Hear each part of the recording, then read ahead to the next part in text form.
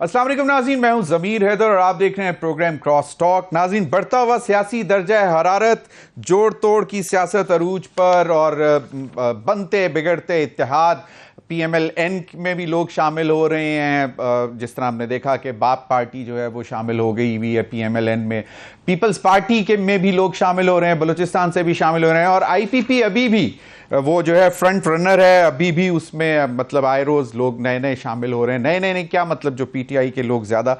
अब देखना यह है कि वो और दूसरी बड़ी पार्टी से कौन ज्वाइन करेगा IPP को।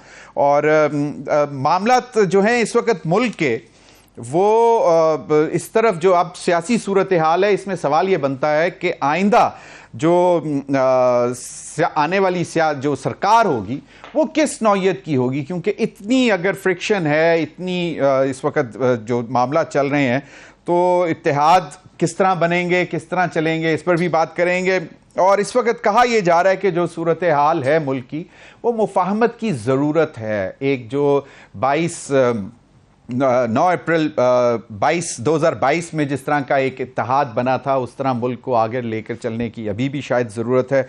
इस पर भी बात करेंगे। इसका आगाज़ कौन करेगा? मियां नवाज शरीफ साहब भी बात कर चुके हुए हैं कि मुफाहमत की बात कर चुके हैं, लेकिन अभी तक उन्होंने कोई सियासी मुलाकातें नहीं की। आने वाले दिनों में देखेंगे कि किस तरफ जाता है। लेवल प्लेइंग फील्ड आज भी एक बड़ा सवाल है। अगले रोज़ मैं सुन रहा था एक बड़ी जमात के लीडर वो कह रहे थे कि शायद PMLN के लोगों को अभी भी फेवर दिया जा रहा है, और पंजाब में ख़ास तौर पर ये भी एक सवाल है। इस्तेहकाम पाकिस्तान पार्टी ने मंशूर दे दिया। इस वक्त सिर्फ वाहिद एक वो पार्टी है जिसने बाकायदा अपने आइंदा इंतखाबात से पहले जो मंशूर होता है वो अनाउंस कर दिया हुआ है। इन्हीं तमाम मामलों पर बात करेंगे। मेरे साथ इस्लामाबाद स्टूडियो में मौजूद हैं सेनेटर निसार खोड़ो साहब, सीनियर रहनुमा पाकिस्तान पीपल्स पार्टी। सर, बहुत बहुत शुक्रिया आपके वक्त का।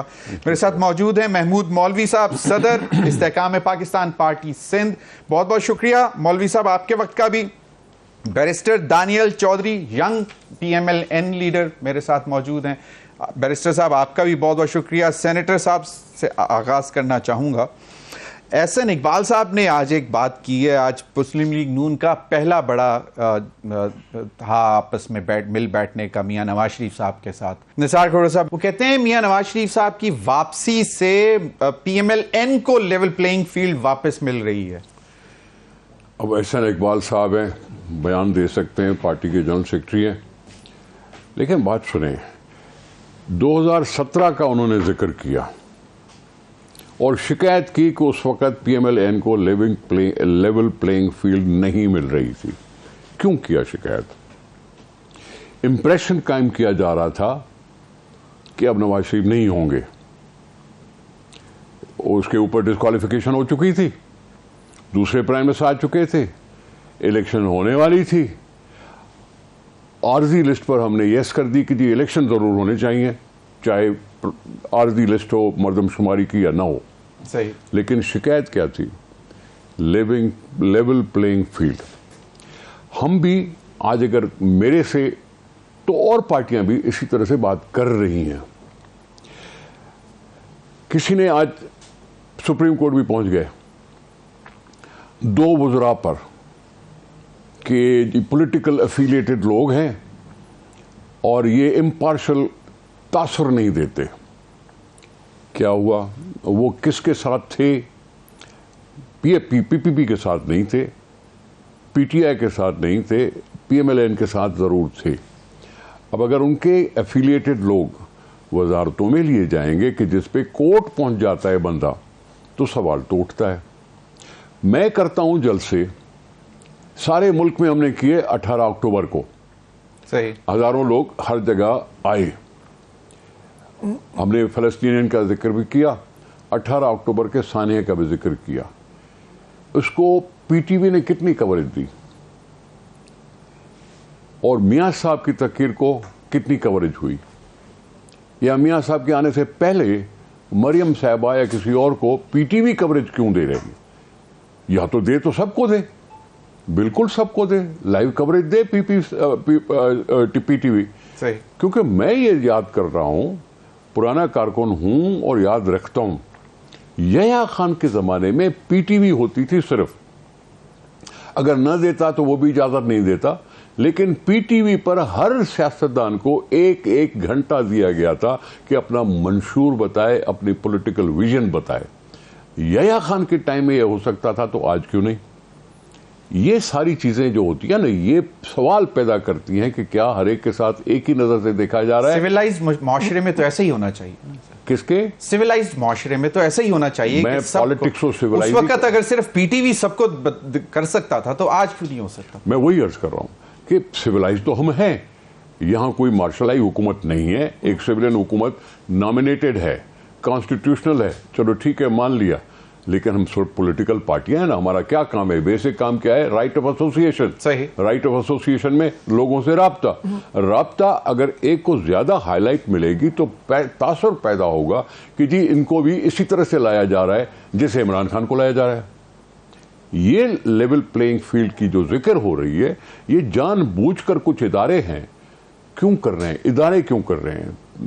नेपरा और पेपरा और पता नहीं कौन है, पीटीवी और सबका, ये क्यों ऐसा तासुर फैला रहे हैं कि जी किसी एक को ज्यादा कवरेज, दूसरों को कम कवरेज? लेकिन सर अब एक चीज सिंध में जो चीज सामने आ रही है कि पीपल्स पार्टी के खिलाफ इत्तेहाद, अब अगले रोज हम सुन रहे थे एमक्यूएम और पीएमएलएन की भी मुलाकात हुई, पहले 3 इत्तेहाद भी बन चुके हैं, जेयूआईएफ, एमक्यूएम और जीडीए, और अब कहा जा रहा है कि शायद पीएमएलएन भी उनके साथ जाएगी। पीपल्स पार्टी के खिलाफ हर इलेक्शन में ये होता रहा, हर इलेक्शन में कोई ना कोई इत्तेहाद बनता है। मैं उनके मोदमाना उनकी खिदमत में यह कहता हूं कि पीपल्स पार्टी अकेली, आप 13, शिकस्त तो आपने पहले ही मान ली। सही, जिस तरह पहले एक दफा मुझे याद आ रहा है कि 9 सितारे थे, नहीं 9 सितारे तो पीएनए थी, पीपल्स पार्टी 9 सितारे पीएनए थी, आईजीआई बनी थी अपनी जगह पे, फिर सिंध के लेवल पे एसडीए बनी थी, फिर सिंध लेवल पे और भी जमातें बनी थी। ये हर इलेक्शन में होना चाहिए, ठीक है होना चाहिए, अगर कुछ, लेकिन अब कोई थ्रेट नहीं है, कोई मसला नहीं है, मुकाबला है ना। चले मुकाबला, आप चाहते हैं कि मुकाबले की फजा और बेहतर बने, लेकिन लेवल प्लेइंग फील्ड होनी चाहिए। लेकिन मियां नवाज शरीफ साहब की वापसी से लेवल प्लेइंग फील्ड वापस आ गई है, ये बात मुझे कुछ समझ नहीं आ रही। वो कहते हैं कि जरदारी साहब तो ऑलरेडी मौजूद थे और बिलावल साहब भी थे, तो उनको तो हम भी इसी चक्कर में थे, हम भी मुफाहमती किरदार अदा करते रहे हैं। 2008 की इलेक्शन जब हुई थी तो ये दूसरी जमातें असेंबलियों का बाइकआउट करना चाहती थी। हमने उनको राजी किया और कहा कि जी आप पार्लियामेंट में आओ, पार्लियामेंट की आवाज ज्यादा वैल्यूबल होती है, भारी भरकम होती है, आप पार्लियामेंट को बाइकआउट न करो। ये क्या मुफाहमत नहीं थी क्या? चलो 13 में मुफाहमत नहीं हुई क्योंकि मियाँ साहब को इतनी मेजॉरिटी मिल गई, उसने किसी और जमात को साथ नहीं मिलाया अपनी जगह पे। लेकिन क्या सिंध में हमने क्या दूसरी जमातों के साथ मिलकर हुकूमतें नहीं बनाई? तो ये मुफाहमती किरदार हम भी करते हैं। इसलिए मैं मियाँ साहब पर बैठ के अटैक करता रहूं, ये कोई जरूरी नहीं है। हम भी इसी के कायल हैं कि पाकिस्तान की सियासत में ठहराव पैदा हो। बिल्कुल। मैं चाहूंगा जरा महमूद मौलवी साहब की तरफ जाना। महमूद मौलवी साहब, आप सिंध के इस्तेहकाम पाकिस्तान पार्टी के सदर हैं और अभी इस वक्त जो है, क्योंकि अगले रोज मुझे याद आ रहा है जो आपके पंजाब में हैं, उनका नाम हाशिम डोगर साहब, उन्होंने कल कहा कि हमारे पास इत्तलात हैं कि पीएमएलएन को फेवर दिए जा रहे हैं किसी किस्म के। इत्तलात उन्होंने कहा, जब मैंने कहा कि ये एक बहुत बड़ा एक्चुअली इल्जाम हो सकता है, this can be considered as pre poll rigging, तो ये एक है। और फिर आज कह रहे हैं कि जी एहसन इकबाल साहब के कोई लेवल प्लेइंग फील्ड तो अब हमें मिली है कि मियां नवाज शरीफ साहब वापस आए हैं। तो बिस्मिल्लाहिर्रहमानिर्रहीम। देखिए, ये मैं निसार खोड़ू साहब से बिल्कुल इत्तेफाक करता हूँ। ये हमारे पॉलिटिकल बदकिस्मती है कि हम जो है सिर्फ़ और सिर्फ एक दूसरे पे इल्ज़ामात लगा रहे हैं कि इनको लेवल प्लेइंग फील्ड 2017 में नहीं मिला, इसलिए आज जो है लेवल प्लेइंग फील्ड मिला है। तो ये कहना चाह रहे हैं कि हम जो है, आपने हमारे साथ ये किया तो हम आपके साथ ये करेंगे। मेरे ख्याल से ये हम चीज़ें छोड़ दें और हम जो है मिल के, जो मैं देख रहा हूँ, मैं आने वाले वक्त में एक इलेक्टेड नेशनल देख रहा हूँ। उसकी वजह यह है कि क्लियर मेजॉरिटी किसी भी पार्टी को मुझे नज़र नहीं आ रहा, ये मेरा अपना ज़ाती राय है। उसकी वजह यह है कि PMLN पंजाब में हमारे साथ compete करेगा और पीपल्स पार्टी के साथ, सिंध में पीपल्स पार्टी और MQM compete करेगी, मेजॉरिटी की बात कर रहा हूँ। KPK में जो है मैं कहूँगा PTI भी होगी और दूसरे इंडिपेंडेंट्स भी, जमात इस्लामी तो देखे क्लियर मेजॉरिटी कहीं पे भी नज़र नहीं आ रही। तो जब क्लियर मेजॉरिटी नज़र नहीं आएगी तो ये एक इलेक्टेड नेशनल गवर्नमेंट होगा और इसमें ये कोई कबात भी नहीं है कि अगर हमें मुल्क को तरक्की के तरफ लेके जाना है तो हम इलेक्शन के बाद एक दूसरे पे इल्ज़ामात ठहराने के बजाय जो है इलेक्शन रिजल्ट्स को एक्सेप्ट करें और मिल बैठ के इस मुल्क को आगे ले जाने की बात करें, आवाम के इश्यूज़ को सॉर्ट आउट करें, महंगाई को सॉर्ट आउट करें, इकनॉमी को सही करें, ताकि इकनॉमी को हम बूस्ट जब देंगे तो महंगाई का भी खात्मा होगा और लोग भी खुशहाल होंगे। देखिए पॉलिटिकल पार्टी चाहती क्या है कि लोग खुशहाल हों, ये नहीं है कि देखें हम पावर देखें जो इमरान खान साहब ने किया था कि इलेक्शन में जो है वो जो है जब उनको जो हमारे MQM पुल आउट हुई तो it was as per normal practice. देखिए अगर वो पुल आउट हो गई तो हमको ऑपोजिशन में बैठना चाहिए था, इसमें कोई चीज नहीं है कि भाई हम ऑपोजिशन में क्यों नहीं बैठते। बिल्कुल वो तो आज भी एक सवालिया निशान है और अभी भी PTI के जो अभी भी चेयरमैन के साथ हैं वो भी यही कहते हैं कि वो एक बहुत बड़ी गलती थी कि पार्लियामेंट से बाहर नहीं निकलना चाहिए था। फिर दूसरी बड़ी गलती जो उन्होंने की कि KP और पंजाब की असेंबली तहलील कर दी, वो मामला थे। लेकिन आपने जो मुफाहमत की बात की तो मैं ये जरा दानियाल चौधरी साहब की तरफ जाऊंगा। दानियाल चौधरी साहब, एक तो ये कि PMLN पे ही ज्यादा सवाल उठाए जा रहे हैं कि जी उनको थोड़ा सा एज मिल रहा है, जिस तरह अभी सेनेटर साहब ने भी बोला कि अगर बाकायदा स्टेट TV उनको कवरेज देगा तो फिर सवालात तो उठेंगे। और दूसरा ये कि अगर मुफाहमत की ही बात करनी है तो आपको क्या इतलात हैं कि कब से मुलाकातें शुरू होगी, क्योंकि अब नवाज शरीफ साहब की तरफ देखा जा रहा है कि वो कब किन किन लीडर से किस तरह मिलेंगे और आगे मामला कैसे चलेंगे, ये एक है सवाल। और क्या चार्टर ऑफ डेमोक्रेसी तो पहले हो चुका, अब क्या सिर्फ चार्टर ऑफ इकोनॉमी होगा, जो कि शायद एक it would be a kind of an affidavit before elections के जी इन चीज़ों को आप नहीं छेड़ेंगे, या charter of economy larger scale पर चार्टर ऑफ डेमोक्रेसी का हिस्सा होगा? जी बिस्मिल्लाहिर्रहमानिर्रहीम। जमीर साहब देखें, ये जो आप यहाँ बात कर रहे हैं कि यहाँ हमें फेवरेटिज्म की जा रही है या हमें फेवरेटिज्म की जा रही है हमारे साथ, मुझे बताएं कि हमारी जमात का कौन सा लीडर है जो 3-3 साल या 4-4 साल जेलों में नहीं गुजारा, जिसके ऊपर FIR नहीं करी, जिसने अकाउंटेबिलिटी और इसका प्रोसेस फेस नहीं किया। अब जब वो तमाम चीजें अनलिश हो रही हैं, उनका भी एक झूठे केसेस का टाइम आता है, तो अब जब वो सारी चीजें अनवाइंड हो रही हैं तो कोई कहे कि उनको फेवरेटिज्म दी जा रही है, वो तो हकीकत नहीं है। मियां नवाज शरीफ साहब की आने की वजह से no doubt level playing field हमें मिली, पहली दफा हमें मिली, हमारी जमात को मिली, और जमातों के पास पहले लेवल प्लेइंग फील्ड थी। जहां तक बात है कि उन लोगों की जो पाकिस्तान में मैटर करते हैं, वो अगर हमारी तरफ देख रहे हैं तो वो क्यों देख रहे हैं? तो हमारी तरफ या पाकिस्तान की आवाम आज पे देख रही है, जो गरीब है, जो बेरोजगार है, जो महंगाई से तंग है, जो बिजली के बिलों से तंग है, कि मियां नवाज शरीफ वो उम्मीद की किरण है जिसने पाकिस्तान में हर बार और बार बार डिलीवर किया। आपने मुशर्रफ से बाद हमें तारीखियों और अंधेरों में दिया, हमने उसको वापस उजालों में लेके गए। आपने दहशतगर्दी दी, हमने उसको खत्म किया। आपने मुशर्रफ के अदवार से पहले आपने हमें मुल्क दिया बगैर इंफ्रास्ट्रक्चर के, हमने रोडों का जाल बिछा दिया। उसके बाद आपने हमें जब दोबारा मुल्क दिया तो हमने इसमें CPEC का 60 अरब रुपए का प्रोजेक्ट लिया है और बिजली के कारखाने लगा दिए। इसका तोहफा हमें क्या मिला? इसका तोहफा मिला हमें 21 साल की जलावतनी या जेलें या मुल्क से बाहर रहना, जो टाइम ये नवाज शरीफ सर्व कर सकते थे अपनी आवाम के और अपने लोगों को। आज अगर हमें कि हमारी तरफ देखा जा रहा है वो इसलिए क्योंकि हम वो वाहिद जमात है जिसने पाकिस्तान में बार बार डिलीवर किया है। हम झूठी बातों के ऊपर बात नहीं कर रहे कि 20 करोड़ रुपया मुंह पे मारेंगे डॉलर और 1 अरब डॉलर इसके मुंह पे मारेंगे और 40 करोड़ डॉलर इधर से आएगा और हम ये कर देंगे, हम वो कर देंगे।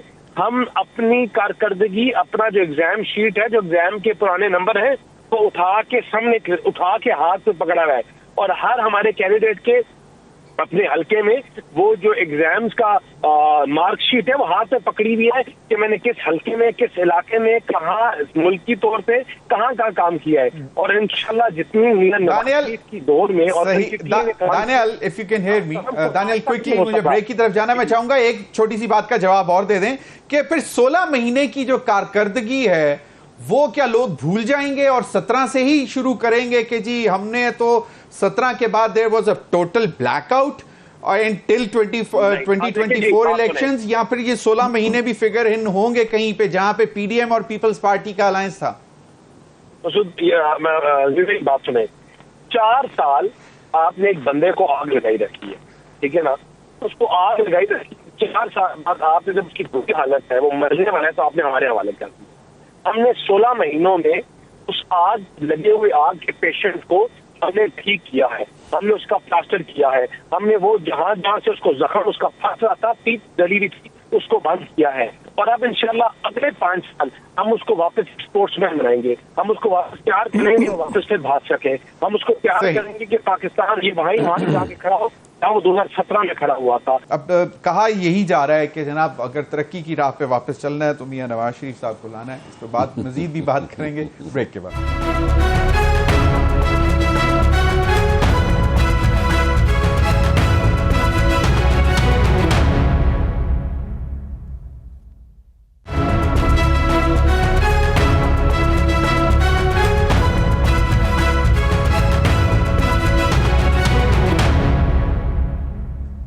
वेलकम बैक नाज़रीन, सियासी मंजरनामे पे बात हो रही है। निसार खोड़ो साहब, आपने बात सुन ली, बैरिस्टर दानियाल चौधरी साहब की भी, महमूद मौलवी साहब ने भी बड़ी अच्छी बातें की।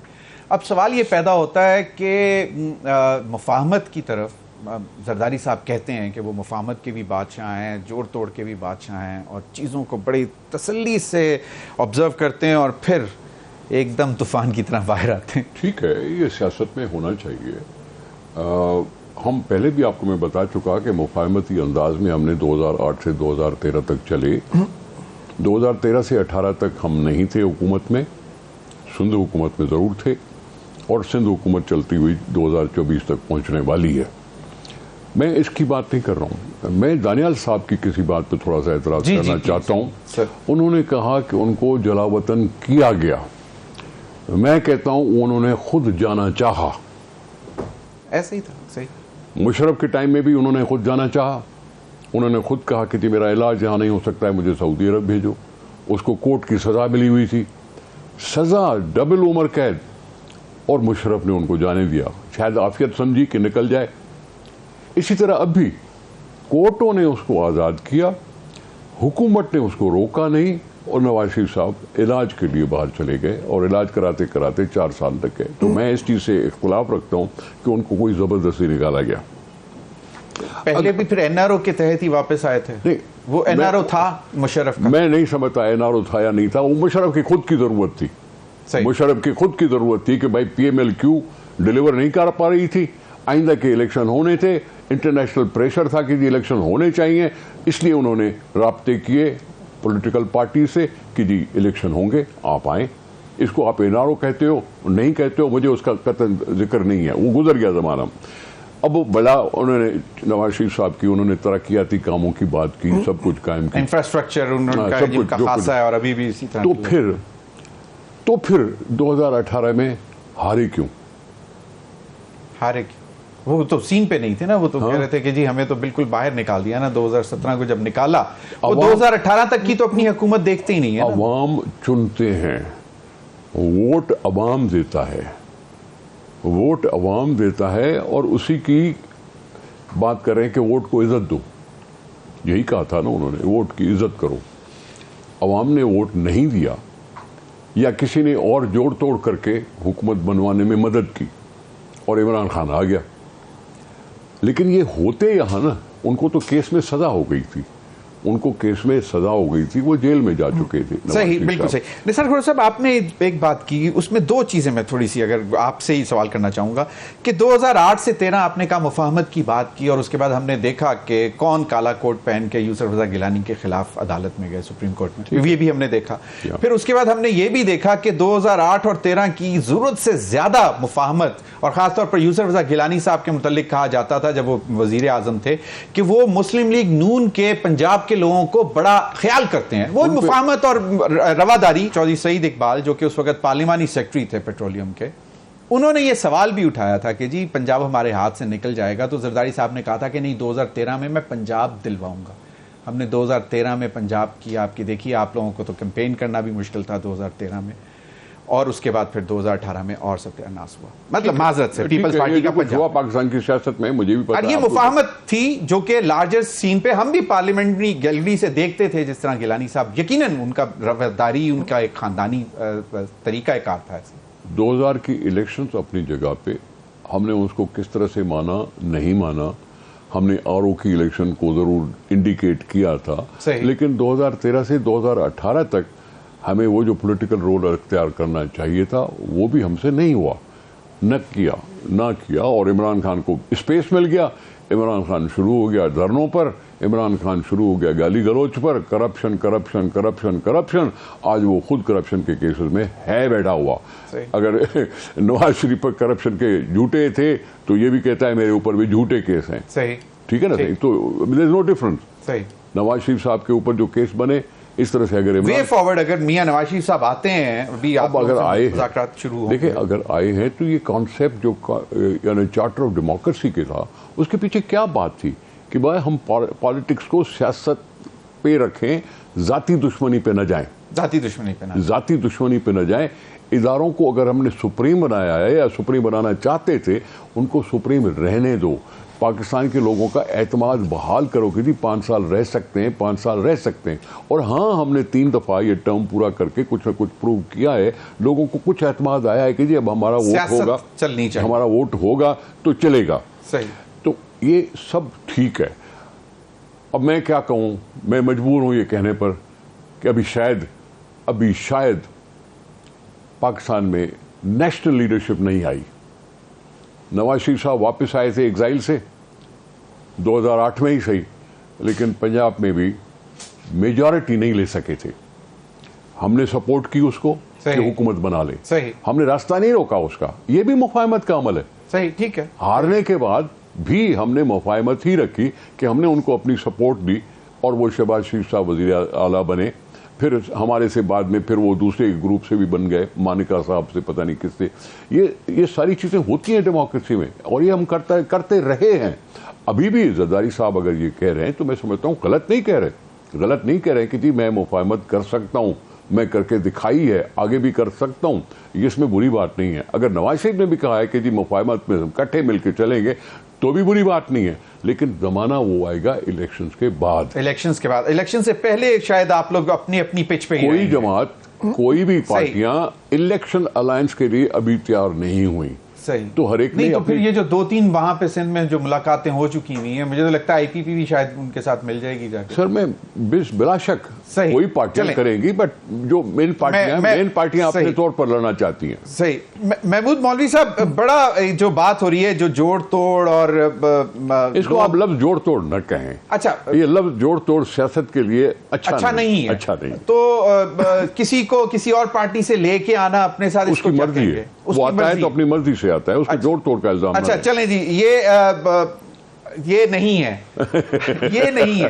अभी क्या सिर्फ और सिर्फ आपकी साबिक पार्टी के इलेक्टेबल्स ही हैं, या फिर बड़ी पार्टी से भी कोई? क्योंकि कहा यह जा रहा है कि सदरन पंजाब, जो कि पीपल्स पार्टी ने आज से 5-6 महीने पहले क्लेम किया था कि नहीं, अब हम वहां पे अपने दोबारा पंजे गाड़ चुके हुए हैं। जहांगीर खान तरीन 9 मई के बाद सीन ही चेंज हो गया, जहांगीर खान तरीन आ गए, तो अब कहा जा रहा है कि उनकी रिश्तेदारियां, सियासी वाबस्तगियां और फिर जहाज मुश्किल में डाल गया पीपल्स पार्टी को, और शायद पीएमएलएन को भी।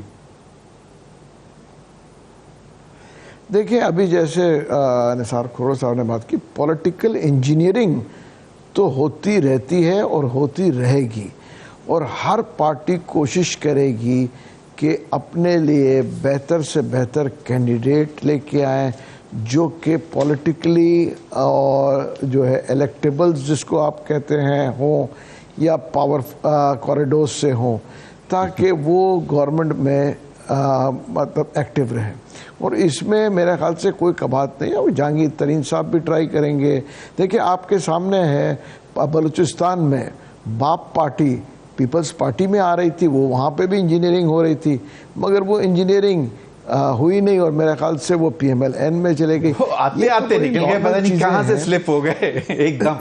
मैं वही कह रहा हूँ ना, देखिए ये पॉलिटिकल इंजीनियरिंग का लफ्ज़ इसका बेहतर है। आप जो है कि वो इंजीनियरिंग में आगे पीछे हो जाते हैं। तो हर पार्टी कोशिश करेगी और जब तक इलेक्शंस हैं तो हर आदमी अपने अपने पिच पे खेलेगा। जहां इलेक्शंस हो जाएंगे उसके बाद जो है मुफाहमत होती रहेगी, क्योंकि बिना मुफाहमत के कोई भी पार्टी, जैसे मैंने पहले भी कहा। अच्छा महमूद मौलवी साहब एक चीज और बता दें, नहीं आएगी। महमूद मौलवी साहब एक चीज और बता दें, नवाज शरीफ इंशाल्लाह अगले वजीर आजम होंगे और दानियाल साहब ने भी बता दिया, और फिर जिस तरह की बात की जी लेवल प्लेइंग फील्ड नहीं है, उनको एज मिल रहा है, तो वो बाकायदा जिस तरह लंदन से चले तो प्रोटोकॉल हाई कमिश्नर उनको सी ऑफ कर रहा है, फिर यहाँ पे इस्लामाबाद एयरपोर्ट पे मतलब बहुत सारी चीजें हैं। आपको क्या लगता है? So one should be betting on this. देखिए मेरे हिसाब से, देखिए मुझे जिसको घोड़ों का शौक होगा उसको एक अंदाज़ा होगा कि बहुत दफ़ा ऐसे होता है कि बड़े फेवरेट घोड़े को भी जॉकी हल्का सा खींच देता है ना, तो फिर वो रह जाता है। और तो मेरे नज़र में इस वक्त मैं नवाज शरीफ साहब को, ये मेरी अपनी राय है कि मैं प्राइम मिनिस्टर नहीं देखता हूँ। मुझे ऐसा नज़र आ रहा है कि रेस का मैदान है और जॉकी अगर ज़रा सा भी खींचेगा, जिसको बोलते हैं ना, तो वो दूसरा घोड़ा आगे निकल जाएगा। अब वो दूसरा घोड़ा कौन होगा? दूसरा घोड़ा पंजाब में IPP बड़ा नाम कमा रही है। वैसे एक अजीब एक और भी बात है, यहाँ के power drawing rooms, power corridors Islamabad में, और जिस तरह हमारे सीनियर मोहम्मद मालिक साहब अक्सर अपने प्रोग्राम में भी कहते होते हैं कि जो आज पावर कॉरिडोर में या पावर ड्राइंग रूम में बैठकर गॉसिप है या र्यूमर है, वो शायद आने वाले दिनों में सच भी साबित हो जाता है। बैरिस्टर दानियाल चौधरी, रेस की बात हो रही है, दूसरा एक और भी सिनारियो डिस्कस हो रहा है और वो ये है कि शायद एक ऐसी हुकूमत बनेगी आइंदा इंतखाबात के बाद कि PMLN के प्राइम मिनिस्टर सेंटर में होंगे, आसिफ अली जरदारी साहब सदर होंगे, IPP के चीफ मिनिस्टर होंगे और अलीम खान साहब का नाम भी लिया जाता है, और सिंध में peoples party, Balochistan probably something hung kind of a thing, JUI and something else, और KP में भी शायद थोड़ा सा हंग ANP एंड JUI या पीपल्स पार्टी या PMLN। तो आपको क्या लगता है?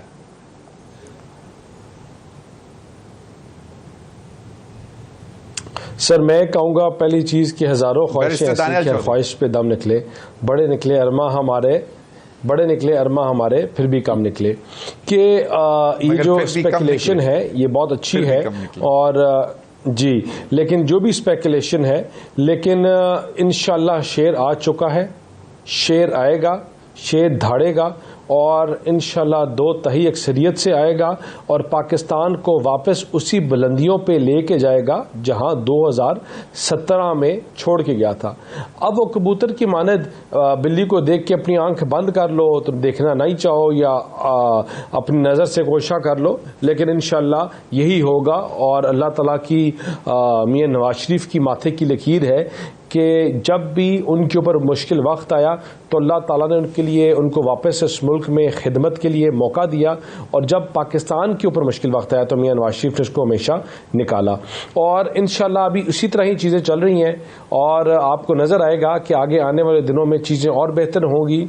और जो मियां नवाज शरीफ के आने की वजह से उम्मीद की किरण वापस उजागर हुई है, मियां नवाज शरीफ के आने की वजह से और उनके आने की खबरों की वजह से जो पाकिस्तान में गरीब, बेरोज़गार, दिहाड़ी पेशा लोग हैं, उनकी वापस कोई आस या कोई उम्मीद जागी है। इंशाल्लाह उसको हम पूरा करेंगे और हम पाकिस्तान से वापस उसी जगह लेके जाएंगे जहां हम 2017 में छोड़ के गए थे, जहां डॉलर कम तरीन सतह पे था, जहां रोटी सस्ती थी, जहां आटा सस्ता था, जहां गरीब की जिंदगी जीने की जो थी वो एक आसान तरीके से गुजार रहा था और एक इज्जतदार सफेद पोश बंदा अल्लाह करे जी,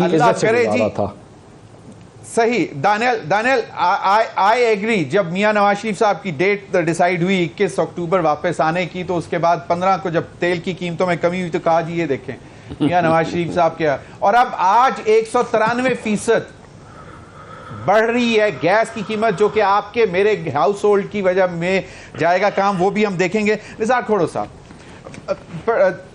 बहुत ही ये जो मैंने आपको सिनारियो एक बताया, जिस तरह ये दानियाल साहब ने, बैरिस्टर दानियाल चौधरी ने कहा कि 2/3 मेजॉरिटी, इट मीन्स कि पंजाब तो वो पड़ा है उनके सामने। 2/3 मेजॉरिटी तो बनती तब है जब वो पंजाब में अक्सरियत लेते हैं, और पंजाब में अगर वो अक्सरियत ले रहे हैं फॉर सेंटर, तो इसका मतलब पंजाब भी उनका। सर जी, इलेक्शन के लिए इतनी फोरकास्टिंग बड़े शक पैदा करती है। अच्छा। जब हमें सुनाई देता है कि जी फलां पार्टी को इतनी सीटें मिलेगी, फलां पार्टी को इतनी सीटें मिलेगी, फलां पार्टी को इतनी सीटें मिलेंगी, तो फिर इलेक्शन ट्रांसपेरेंट होने का सवाल उठता है। वोटर पे साइकोलॉजिकल इम्पैक्ट भी पड़ता है। ओह यार मेरा वोट जाया जाए। वही अर्ज कर रहा हूं मैं, वही अर्ज कर रहा हूं कि please have trust in the people, please have trust in the people, that is, क्योंकि वो मैटर करते हैं। ताकत का सर चश्मा अवाम है। ठीक। इस वक्त मुल्क अवाम से छीना हुआ है। इस वक्त निगरान सेटअप चल रहा है। Pakistan is in kind of a Limbo. Election नहीं है। कॉन्स्टिट्यूशन अपनी जगह बैठ के चला रहा है कि किधर गया कॉन्स्टिट्यूशन, किधर गया कॉन्स्टिट्यूशन, मैं हूं या नहीं हूं, मैं हूं या नहीं हूं। ये सूरत-हाल ठीक नहीं है। इलेक्शन पर एतबार करो। इलेक्शन कमीशन को बावर कराओ कि पाकिस्तान ट्रांसपेरेंट इलेक्शन चाहता है। जो भी नतीजा आएगा हमें अवाम पर ट्रस्ट करना चाहिए। सही है। जिस तरह की आपने बाकायदा आरटीएस की बात हुई, आरओ की भी बात हुई की, लेकिन आप लोगों ने जाके पार्लियामेंट में बैठे। सही।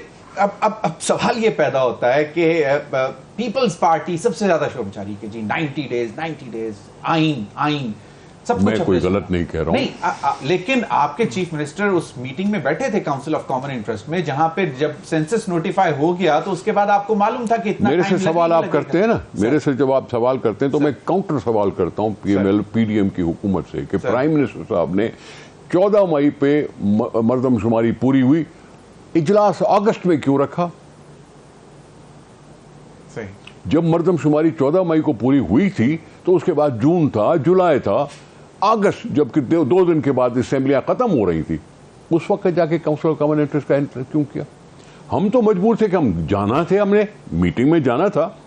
हमने एक कंट्रोवर्शियल मर्दमशुमारी को नॉन कंट्रोवर्शियल कर दिया कि जी कोई इशू तो ऐसा हो जो नॉन कंट्रोवर्शियल रहे। चलें, एग्रीड। अब पीपल्स पार्टी कहती है कि जी चलें ठीक है, लेकिन तारीख आनी चाहिए। ये मतलब कि जी अपने वक्त पर, मुकर्रा वक्त पर हो जाएंगे, is not good enough for Peoples Party. Peoples Party is insisting कि the date should be there on the table now. मैं वही कह रहा हूं, इलेक्शन होती है अवाम के लिए, इलेक्शन होती है मुल्क के लिए, इलेक्शन होती है सियासत के लिए, इलेक्शन होती है जमहूरी पार्लियामानी निजाम को बहाल करने के लिए।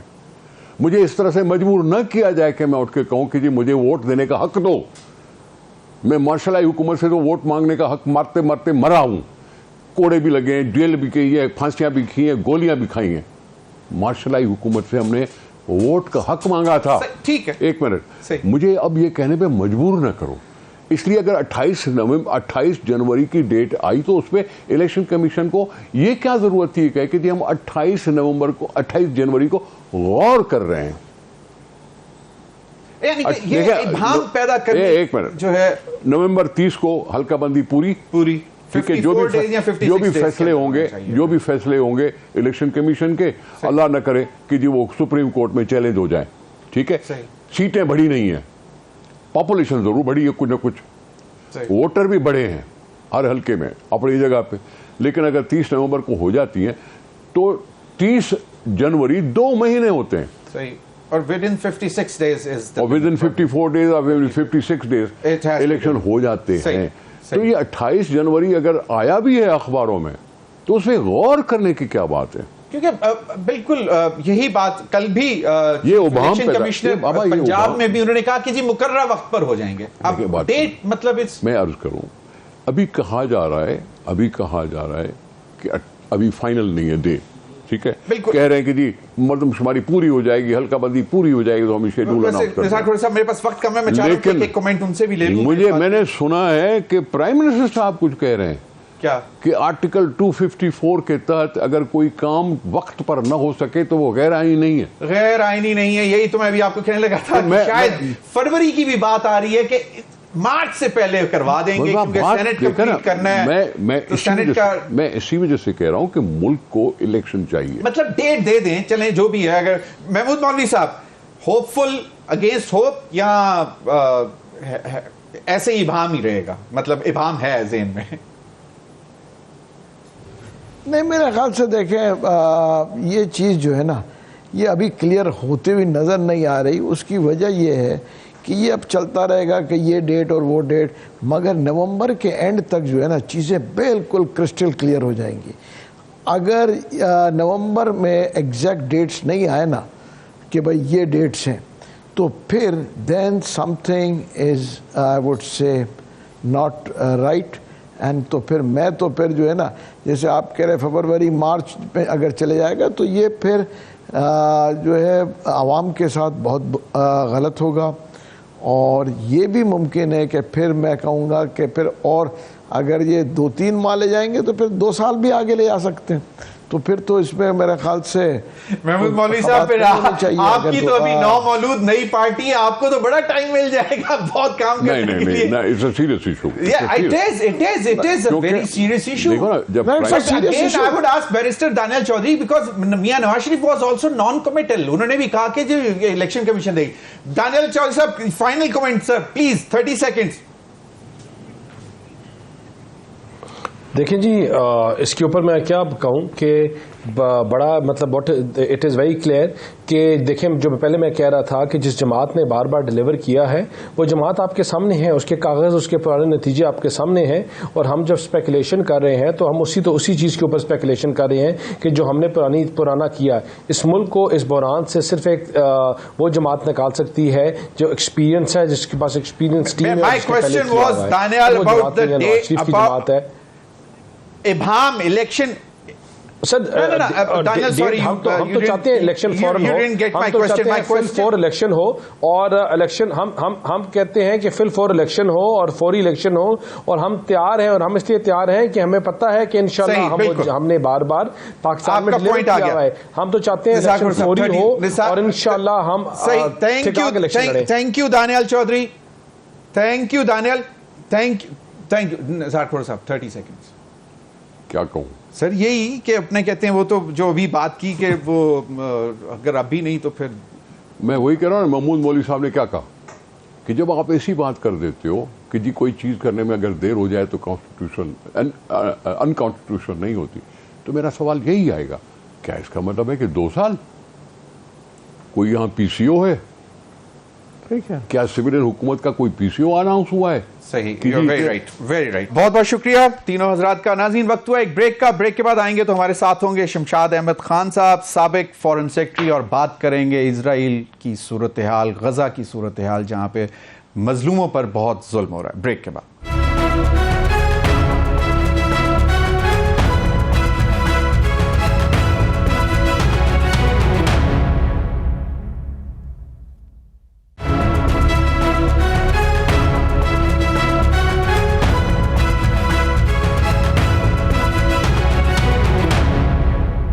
Welcome back. नाज़रीन, आपने देखा 7 अक्टूबर से जो फ़लस्तीन में जो सूरत हाल बनी, जिस तरह गजा से हमास ने अटैक किया और उसके बाद की जो सूरत हाल है, और कितने ही दिन हो गए हैं और इजराइली जारियत जो है वो बढ़ती जा रही है।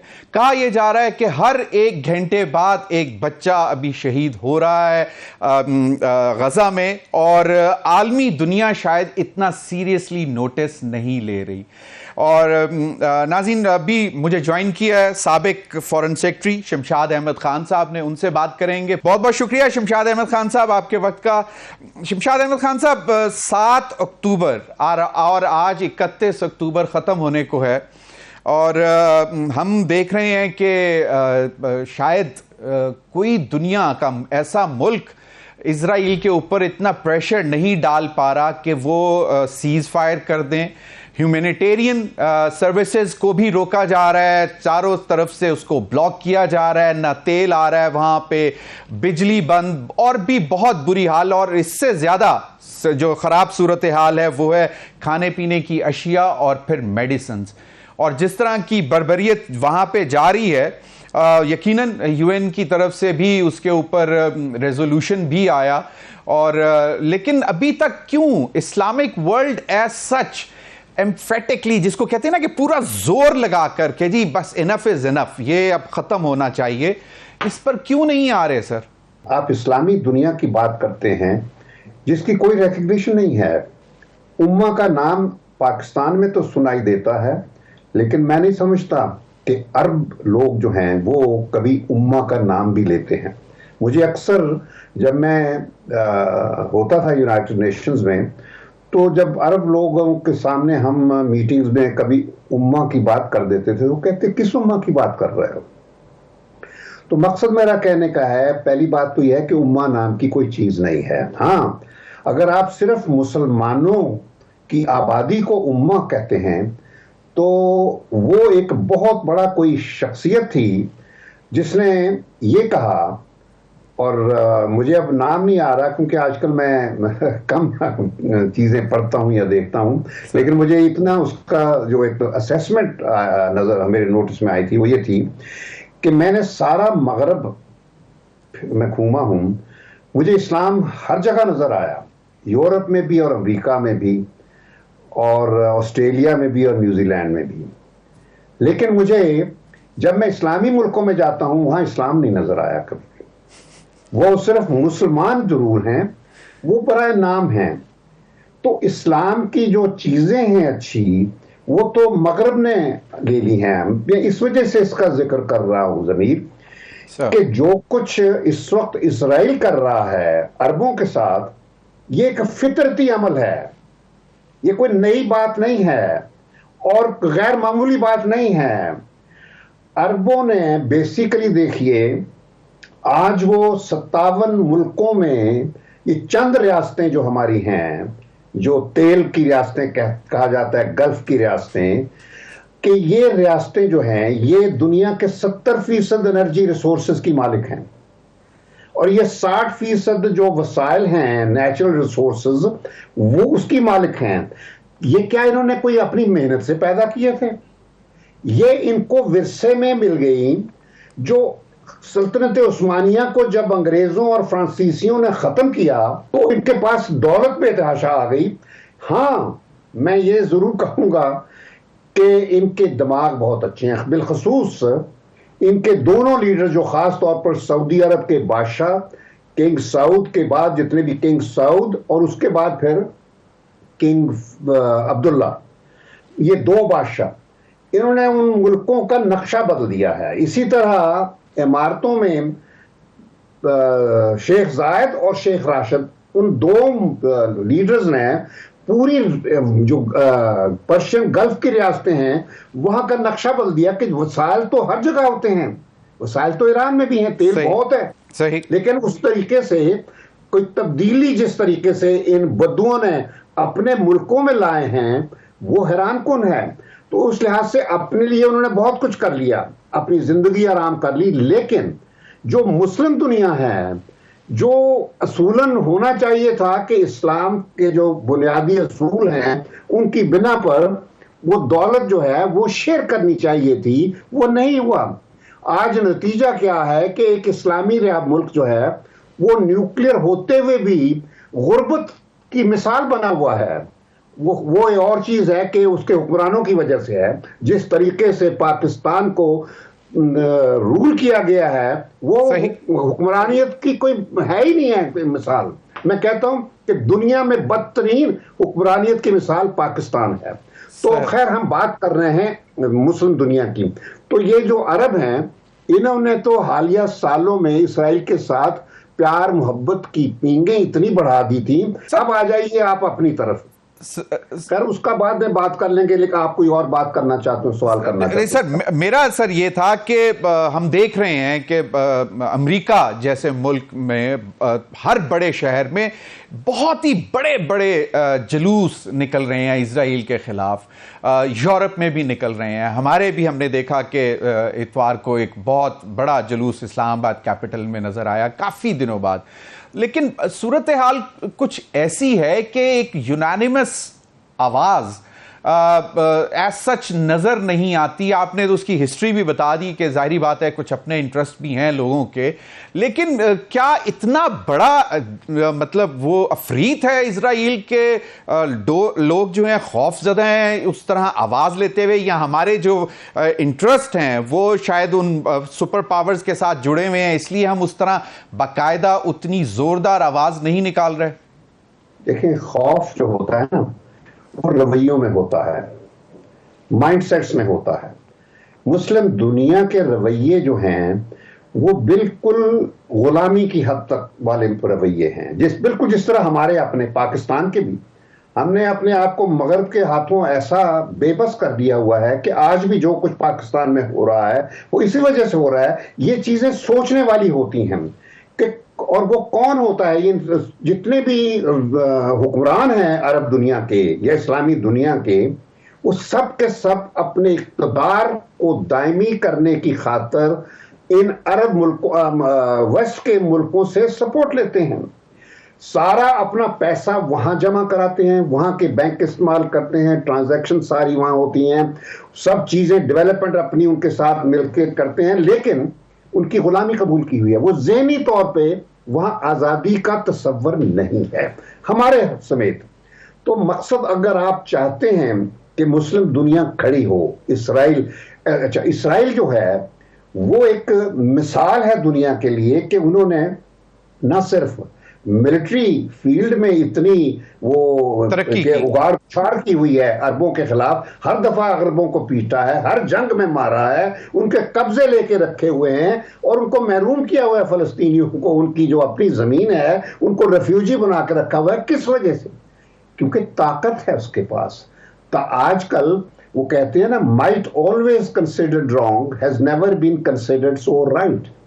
माइट जितनी भी कहा जाता है कि गलत है, मैं कहता हूं जितनी आज उसको राइट समझा जाता है सर। लेकिन सर अभी पाकिस्तान एक न्यूक्लियर मुल्क है, वाहिद इस्लामी मुल्क जिसको न्यूक्लियर मुल्क कहा जाता है, और बहुत सारे ममालिक हमने देखा बहुत जहां पे भी परेशानी आती तो नजरें लग जाती थी कि पाकिस्तान से एक बहुत जोरदार आवाज आएगी। आपने बता दिया कि हम क्यों वो जोरदार आवाज नहीं निकाल पा रहे, लेकिन अब देखना यह है कि इंटरनेशनल और जो बड़ी बड़ी ऑर्गेनाइजेशंस हैं, फोरम्स हैं, ह्यूमन राइट्स की जो ऑर्गेनाइजेशंस हैं, उनको क्या गजा ग्राउंड जीरो होता नजर नहीं आ रहा? वहां पे औरतों बच्चों के ऊपर जिस तरह के मतलब कोई डिस्क्रिमिनेशन नहीं है कि वो किसी आर्मी फैसिलिटी पे अटैक कर रहे हैं या किसी प्राइवेट फैसिलिटी पे, डॉक्टर हॉस्पिटल पे, स्कूल पे, घरों पे, अपार्टमेंट बिल्डिंग्स पे, तो उसमें कोई जो है उस तरह एक जितना जुल्म है ये तो अब देखना चाहिए, आलमी दुनिया को देखना चाहिए। सर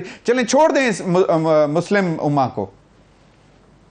नहीं, बात तो मुस्लिम उम्मा की ऐसे कर रहे हैं आप। मैं वही कह रहा हूं ना कि जो कुछ कह रहे हैं कि उसकी तो वजह सिर्फ ये है कि मुस्लिम उम्मा से अवाम नहीं है, क्योंकि अवाम को तो पता ही नहीं कि क्या कर रहे हैं हुक्मरान, चाहे हमारा मुल्क हो और या फिर ये अरब ममालिक हो। ये डिक्टेटर आमर जो है ना, ऑटोक्रेट्स जो हैं, हुस्नी मुबारक जैसे हुक्मरान और जितने बादशाहते हैं, कैलिफ हैं, अमीर हैं, ये हैं वो हैं, उन्होंने कम से कम अपने लोगों के लिए जिंदगी इतनी आसान कर दी है कि किसी में अब जरूरत नहीं है कोई बात सोचने की कि अगर दुनिया में कोई तकलीफ कहीं हो रही है मुसलमानों को, उनको फर्क नहीं पड़ता। और ये हमारे लोग वैसे ही अनपढ़ रखा है हमारे हुक्मरानों ने, ताकि ये कुछ दुनिया के बारे में न जानने। और अभी एक अवेयरनेस पैदा हुई है और हालिया चंद सालों में एक मुल्क में तब्दीली आई है, एक फिनोमिनन ऐसा पैदा हुआ है जिसके मुताबिक आज़ादी का जो तस्वर था कायदे आजम ने जो हमें दिया या अल्लामा इकबाल ने जो हमें दिया था, उसके बारे में अब बहुत सख्त बेदारी हो गई है इस मुल्क में। बिल्कुल सर, उसमें आई एग्री सर, उसमें सोशल मीडिया का भी बहुत काम है और जो हमारी यूथ बल्क है जो इस वक्त मेजॉरिटी है उसका भी एक शऊर जो है उसके अंदर बिल्कुल है। बहुत बहुत शुक्रिया शमशाद अहमद खान साहब आपके वक्त का। नाज़रीन अब तक के लिए इतना ही, इजाजत दीजिए, अल्लाह हाफिज।